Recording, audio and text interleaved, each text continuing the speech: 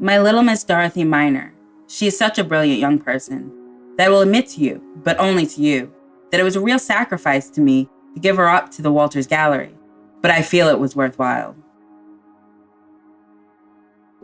Belle DeCosta Green wrote these words in a letter to Mrs. Sarah Walters in 1934, congratulating the Walters Art Gallery in Baltimore for hiring as their first keeper of manuscripts Dorothy Miner, Green's protégé and former Morgan Library employee. Green had done much more than give up Dorothy. As a member of the Walters Advisory Board, she insisted that the gallery appoint the best men, women in the various fields to curate the collection, and recommended Miner with an annual salary of at least $2,500. In the end, Miner's starting salary was $3,000, the highest of all the curators, including her male colleagues. Belle and Dorothy maintained a lifelong professional association and friendship, and decades after Green's death, Miner recalled Belle fondly as my beloved mentor. Olive complexion, green eye reflection, proud black lady, but maybe not in detection. Not cause neglection, we're talking early 1900s. Her moms chose to pass, kids took direction. Belle DeCosta Green is the queen librarian. Born Marion Greener, but she went contrarian. See, her father was Harvard educated and black. In fact, the first to get that stat, so better know that. I'm Anne-Marie Eze, a librarian at Harvard University. And I'm Rachel Lowell Ellison, a leadership expert and executive coach. This is Boss Like Belle, a podcast in which I seek inspiration from the life of the legendary American librarian Belle DeCosta Green and dare myself and you to lead fearlessly like her. Join us as we unpack the learnings and insights from the parallel lives of two Black women navigating the very white space of professional librarianship, a century apart. Portuguese background was for Stella Mine. It also should be noted, Belle was kind of fine. Episode 2, My Beloved Mentor. I can't help but think about how what Belle DeCosta Green did back then was so groundbreaking and ahead of her time. I mean, can you imagine the kind of courage and conviction it took for her to come out, even parenthetically, with the insertion of women, ! She was making a powerful statement that women deserved a seat at the table just as much as men in that world. And I can't even imagine the raised eyebrows and side eyes she likely got when she started speaking to colleagues and trustees like that at that time. I'm reminded of a quote, something that Chimamanda Ngozi Adichie said in her 2019 book, We Should All Be Feminists. Culture does not make people. People make culture. If it's true that the full humanity of women is not our culture, then we can and must make it our culture. In my experience, trailblazing women like Belle understand that real lasting change never comes without pushing up against the status quo. By being so bold in her words and her actions, she pushed hard at a time that it wasn't done.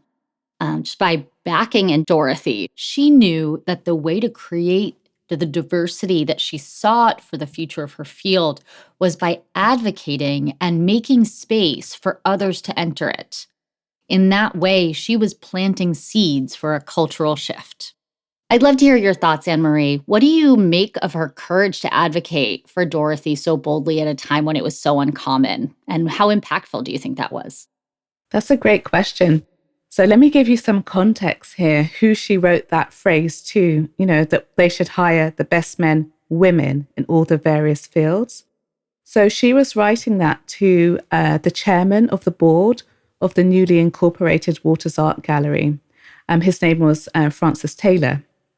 And the board consisted of 4 people. And first off, Belle was the only woman there.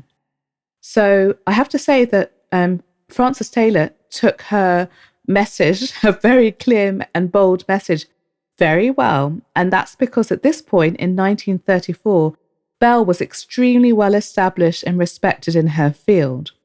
And I know that he took it well because several months later, and it did take a bit of time for this to go through, he sent her this amazing cablegram boasting have succeeded getting trustees hire Dorothy Miner, librarian, for $3,000. Stop.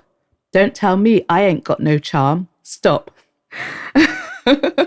And he went on to list the other people who had been hired and their salaries. And, you know, as I already mentioned, Miner earned the most.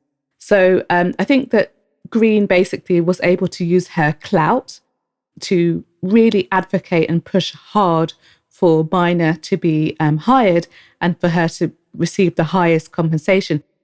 In terms of like why this is such a big deal, you have to think we're talking about the 1930s here. Women did work, women from all strata of society at this point.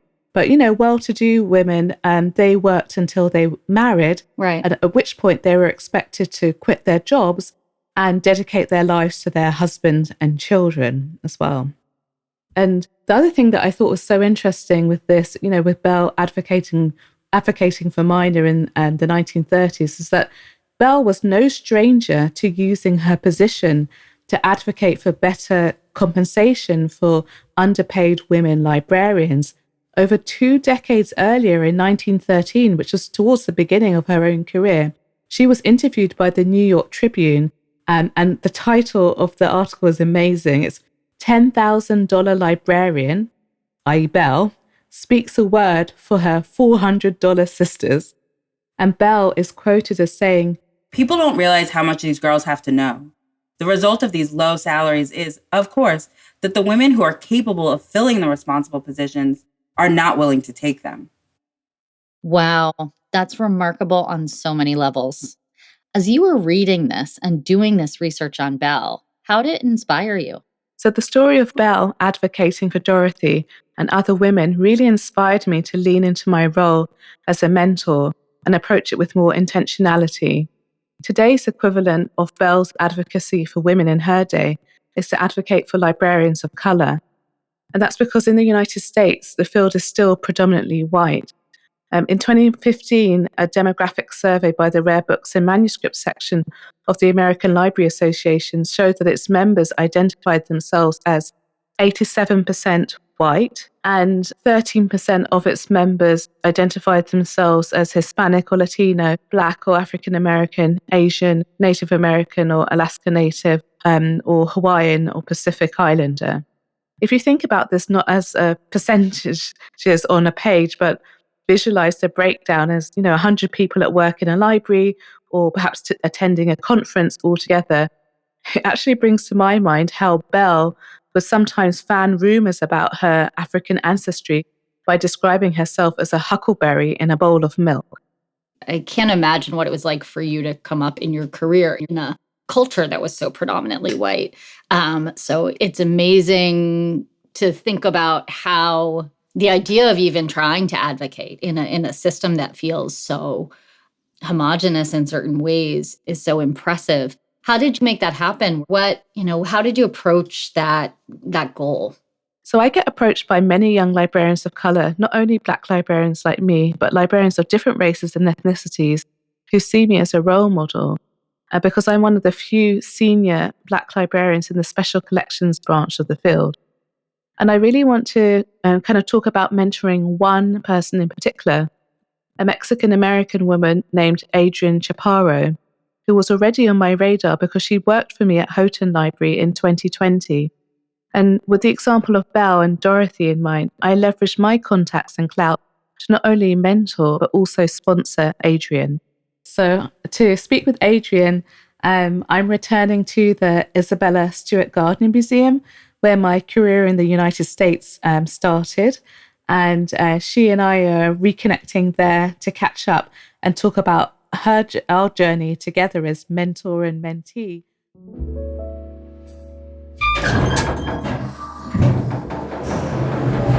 So we're in the elevator. Where are we off to?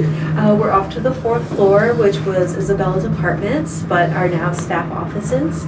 And this elevator is actually the original elevator. It feels like it. Yeah. It's got a little bench over there. It's very cute. Yeah. But I hope it doesn't stop working. No. It looks really old school. You made it. Yeah. Fantastic. Thank you.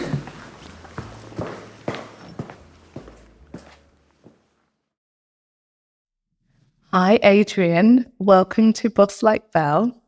Thank you for having me. This is such an honor. So, Adrienne, who are you?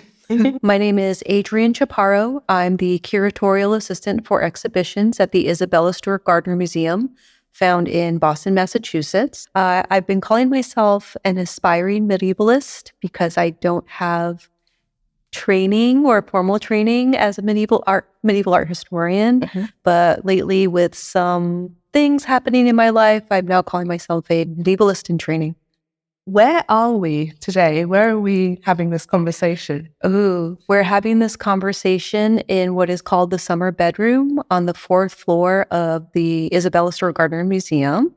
And this bedroom is actually the place where Isabella died. It's used as a meeting room. Yeah. But I tend to use this space to practice my presentations. Oh, okay. And so I like to say that I'm going to go practice with Isabella and imagine that she's listening to me and giving me some feedback. Can you tell us a little bit about Isabella Stewart Gardner? Sure. So Isabella Stewart Gardner was born in New York City in 1840, and she's known today as a collector of great art, leaving behind this museum to the city of Boston. I think she started with books. It's something that you had written about, and amassed this great collection of art that eventually she felt would benefit the public by giving them access to the art through building a museum and allowing folks to experience art, especially from Europe. And in 1924, when she dies, is when the museum is left to the public. Belle de Costa Green and Isabella Stewart Gardner knew each other. They were introduced by the American art historian Bernard Berenson, a figure who played a really important role in both of their lives. Yeah, so Bernard Berenson became Isabella's advisor and art dealer and helped her acquire some quite pivotal pieces in the museum. Yeah.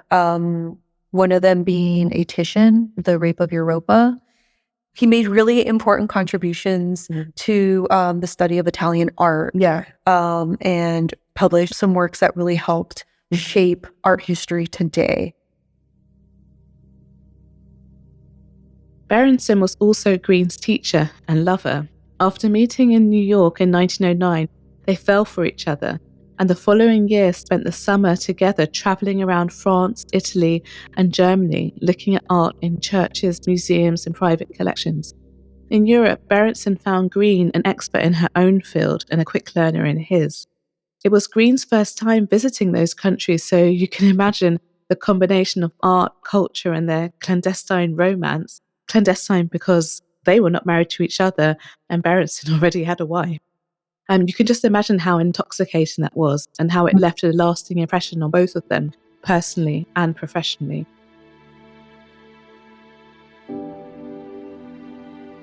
Over time, the romantic side of their relationship cooled, and they remained close friends and colleagues in the art and rare books world. For 40 years, they exchanged a really copious correspondence. In fact, a lot of what we know about Belle de Costa Green today is thanks to Berenson, which is interesting because a lot of what we know about Isabella Stewart Gardner is also thanks to him. And that's because both of these formidable women in his life tried to tightly control their images and legacies by destroying their diaries and asking their friends to do the same for their letters they'd sent them. But Berenson ignored their requests and kept their correspondence.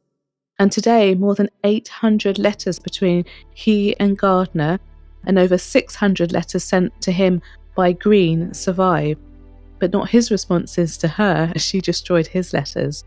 And this really forms like the core source of information for all three of their biographies.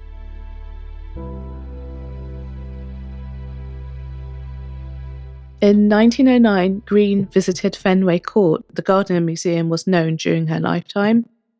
She visited it for the first time and admired the collection. And actually, now I come to think of it, I visited the Gardner Museum for the first time for a job interview 100 years later in 2009.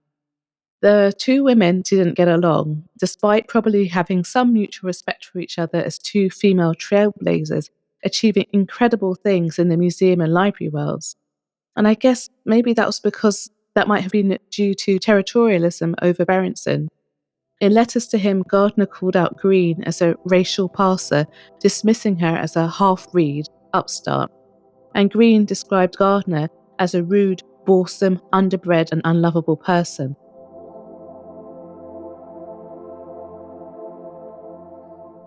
How do we know each other? When do you remember, like, when we met, how we met?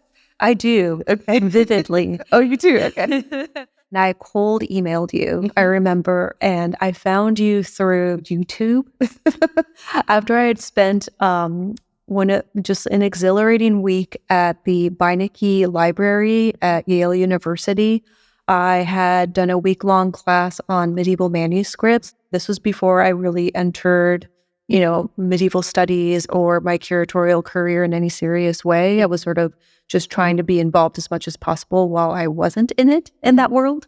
And then I clicked on your talk and I was like, so you're telling me this amazing medievalist is in Boston right now. I need to reach out to her immediately. I Googled you after that, found that you were at Harvard and emailed you, and you responded really quickly and were like, yeah, let's meet. I'd spent almost 10 years in corporate tech. Mm-hmm. I couldn't shake this idea of wanting to work in museums and art history and be a medievalist, basically. And so this was sort of the last attempt to do that. When you and I met, you showed up with 2 printouts of jobs available at home library. Okay. And you set them down. I think before we even got past typical sort of greetings, and we're like, are you interested in either of these jobs? And I was like, what? And I was just so shocked by this. And I think then we're here. From how you described yourself in your initial email to me, I thought, oh, this could be someone who's qualified. So why not? I'll just share up front that there are these opportunities. And of course, I'm not offering the job. You had to apply for it and you had to interview for it. But I just wanted you to be aware that there were these opportunities that were coming up. I think what I really remember that stood out to me from that first conversation is you were trying to figure out how you could transition. And you seemed to be someone who was really serious and you were on a mission. And you knew that it wasn't going to be easy, but you were up for the challenge. That came across to me very clearly from day one. And that's why I was kind of felt invested in you. And I also gave some quite blunt advice, to be a medievalist, you need Latin, you need this and things like that. And what's your plan? And some people could have felt discouraged, but I just wanted to be honest with you in the moment. And I remember you took that really well. And then I think, if you want to say to you I've enrolled in French classes, was it French or French and Latin? Myself Latin. And I was like, wow, this is amazing. Yeah. So I remember in taking on this role, in addition to just having that sort of access to manuscripts and to you basically as someone who I saw as a very successful person in their field, and especially as a woman of color, I really wanted to impress you because I know part of being successful in all of this is building a group of people who will support you. Can we talk a little bit about how we both kind of don't have typical backgrounds in this field as well? I think we have some things in common in that way. So as you know, I'm first generation Brit, born in the UK in London, and my dad is from Nigeria and my mum from Jamaica, and they're part of that kind of post-Second World War Windrush generation who went to the United Kingdom to either work or to pursue their studies. I also come from a family of immigrants. I'm first generation. Both of my parents were born in Mexico. I was born in Los Angeles. I'm the second oldest of 6. And I wasn't sure what I wanted to do. I knew it was something in history, maybe with old things. I knew I wanted to work in a museum, but I still didn't know what that meant. Yeah. I didn't know that meant if I wanted to be a curator, which I was also not super sure about that I had to go and train as an art historian. I just had no idea. Yeah. And I found the museum studies program at Tufts, and I was like, oh, museums. Great. And I did that. And then I finished that program and I was like, and then now what? Yeah.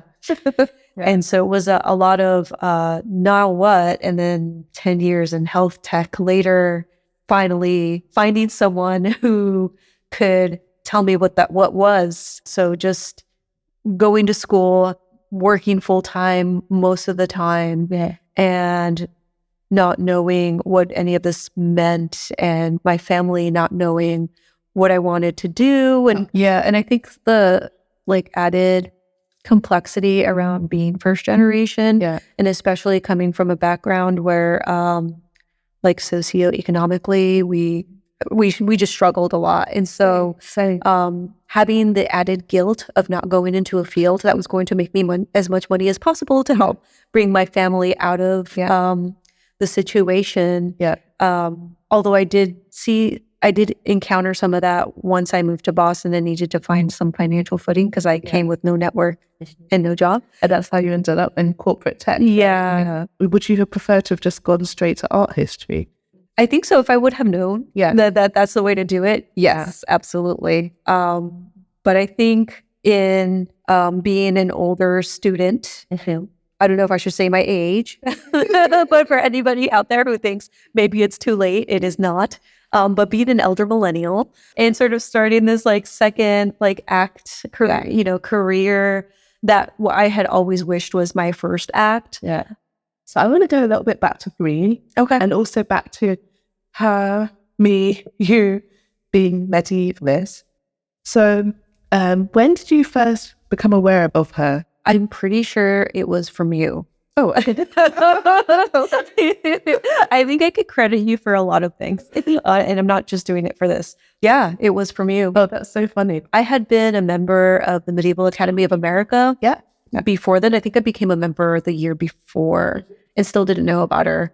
And I just remember being blown away at the fact that there was that early a Black woman who was a medievalist. And I didn't know about it. I had no idea, because I think one thing I had to come to terms with in deciding this path and this area of expertise that I want to be a part of, or area of study, is that it's very white. And I knew that was going to be hard. And finding this out and just being a little bit annoyed that wasn't more widely known too. And so I think that helped in feeling better about the path that I wanted to take. That's really interesting. I'm not Black, so I don't know what that experience is like fully. I think there is the Venn diagram of being people of color, and I think one way that I sort of relate to her in that sense is that being as American as I could be, or showing how Americanized I was to be able to be accepted in certain places, and pushing aside or rejecting the sort of like Mexican side of my myself, my culture. That is something I don't do now, and I'm very proud. And so I feel like I know that I don't fault her for any of that. And like you said, if this allowed her to live the life that she wanted to or needed to, that makes sense. I think the thing that surprised me is just how much of the reins she was given to build that collection. That they saw that she could do it, and that no one else basically could. And how it was basically her museum. She was the heart of the library. And I just wish I could have seen her in action, how driven she was, and to become the expert in her field, and gain entry into all of these like wonderful worlds of medieval books. I think like that's what I want for my career, basically. I hope I can experience something similar to that. So Anne-Marie, Adrienne and Dorothy both worked for you at Harvard's Houghton Library, and Belle at the Morgan Library for just a year, right? Yeah, that's right. That's another kind of parallel in this story. Dorothy worked for Belle from 1933 to 1934, and Adrienne for me throughout 2020. Belle sponsored Miner to become the first keeper of manuscripts at the Walters Art Gallery in Baltimore. And as we'll now hear, I sponsored Adrienne to become a curatorial assistant for exhibitions at the Isabella Stewart Gardner Museum in Boston. So can we talk a little bit about our relationship, like since you left Houghton? Because we've stayed in touch, obviously. Yes. I consider you a friend. And I know you consider me a mentor. Yeah, just going to you for advice, continuing to, I don't know, get to know what the inner workings of this field or the arts world is, asking your opinion.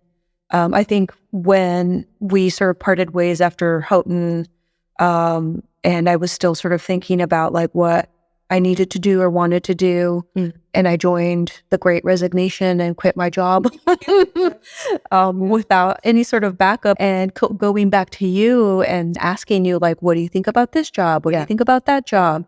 And the fact that you came back with, do you want to apply to this job? So it was a assistant curator role here. And I just didn't think about it because I don't have the background or the training, and just did not believe that I would get it at all. I actually did not.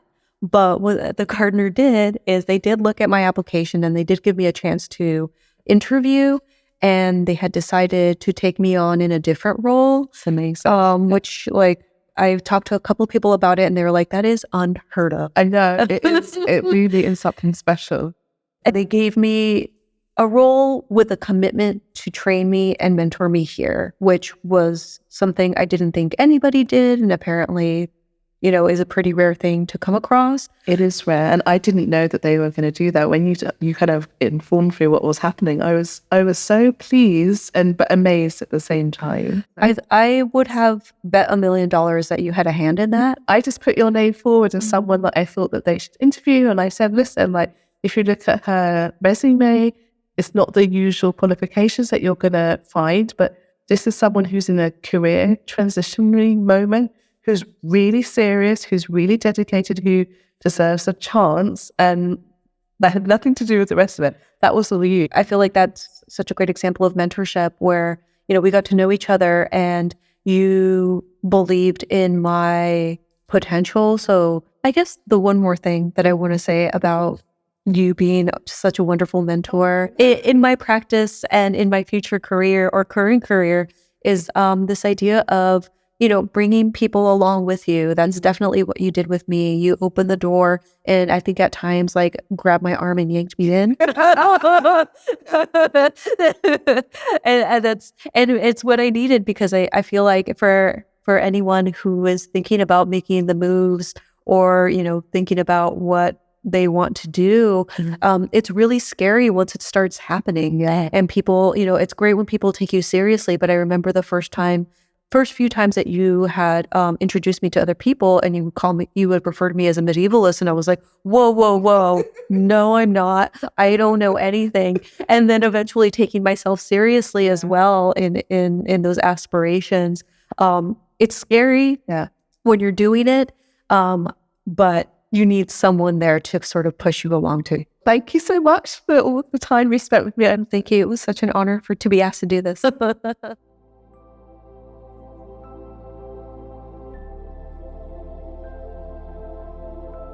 Adrienne's right. Mentorship is about bringing people with you. Belle's story shows us what it takes to support the success of women and minorities in the workplace, and you've done an incredible job following in her footsteps. Mentors share knowledge, while sponsors create growth opportunities from positions of power and influence, which is what Belle did for Dorothy, breaking barriers women faced at the time.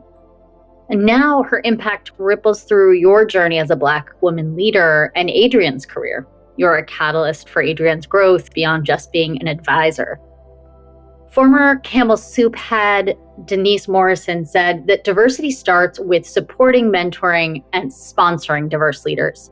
And that's exactly what you're doing. Given how many people seek your guidance and advice, it's interesting how you responded to Adrienne. Tell us more.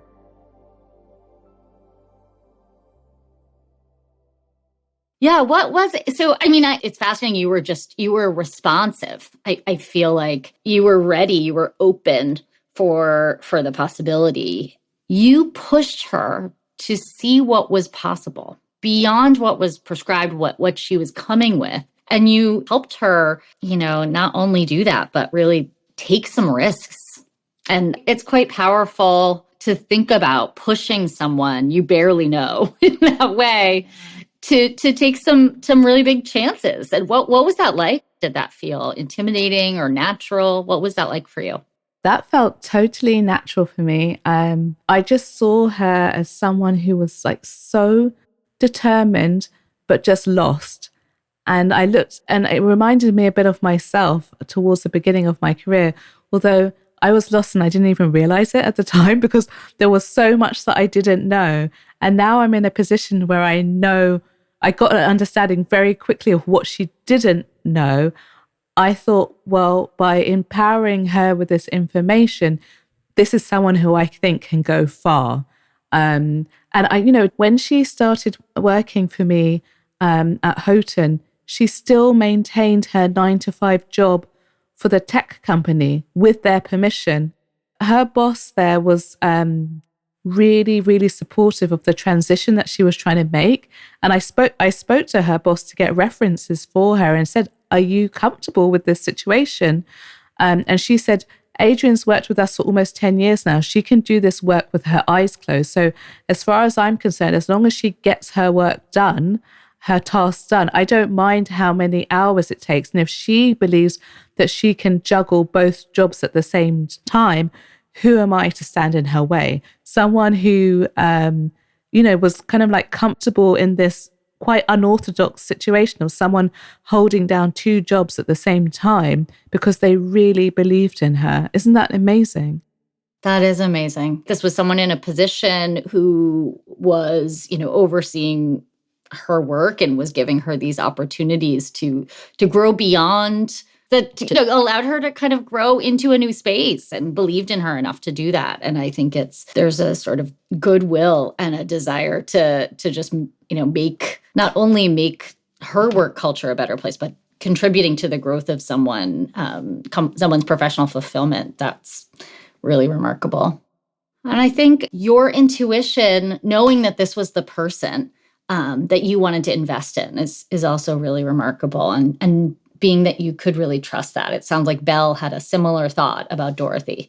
I was so thrilled to hear Adrienne say that she wanted to take the same model and approach and help others in future. And that's the magic of all of this, right? I dared myself to boss like Belle and modeled myself as a mentor and sponsor for Adrienne on Belle's mentorship and sponsorship of Dorothy Miner. And now Adrienne is going to do the same going forward. Like, that to me is incredibly powerful, and why I'm so excited and happy to be on this Boss Like Belle journey, because the impact, I'm doing this partly for myself to become a fearless leader, but it's also inspiring others to do likewise too, which is amazing. That's all for this episode of Boss Like Belle. Next time, we'll be hearing how Belle and me both became mothers in unexpected ways in our 40s, and its impact on our careers. And I'll be reconnecting with fertility fairy godmother Roseanne Austin, who's empowered many ambitious women to carve their own path to motherhood. The other lesson that I take from Belle and the way that she bossed was this really fearless authenticity. And I really hope that anyone listening here is going to really grab onto that lesson, because what I've learned over the decade plus that I've been doing this work is the weirder you are, the better. In a sense, it's like the more uniquely you become, the easier it is for your people and your babies to find you. It also should be noted, Belle was kind of fine. Boss Like Belle, created by Anne-Marie Eze. Hosted by Anne-Marie Eze and Rachel Lowell-Ellison. Produced by Anne-Marie Eze and Diego Señor, executive producer at La Central Podcasts. Edited by Nicole Pizarro at La Central Podcasts. Sound engineers Clayton Scoble and Brian Leach at Harvard Library. Special consultants Philip Palmer and Erica Chalela. Co-curators of the exhibition Belle DaCosta Green, A Librarian's Legacy, the Morgan Library and Museum. Belle's voice is performed by Erica Chalela from the Morgan Library and Museum. The Ballad of Belle DaCosta Green, composed and performed by Big Piff. All music used in this podcast comes from Pixabay.com. The song used in our trailer is Forgotten World by Vlad Krotov Mudmod. The songs in this episode are Dark, Sad, Ambient Piano by Ashot Danielin, Podcast Jazz Waltz, Cozy Relaxing Vibes by Denis Pavlov, Digital Ambient for Meditation by Safikonov, Morning Meditation by Fast Sounds, Photo Meditation for Sleep and Relaxation by DeLay Robinson, Cover Art by Scott Murray, Photography by Stephanie Stevens. The Boss Like Belle podcast is also supported by the Morgan Library and Museum and made possible by the generous support of Harvard Library, whose commitment to fostering knowledge and research enables the sharing of ideas and scholarship within the broader community.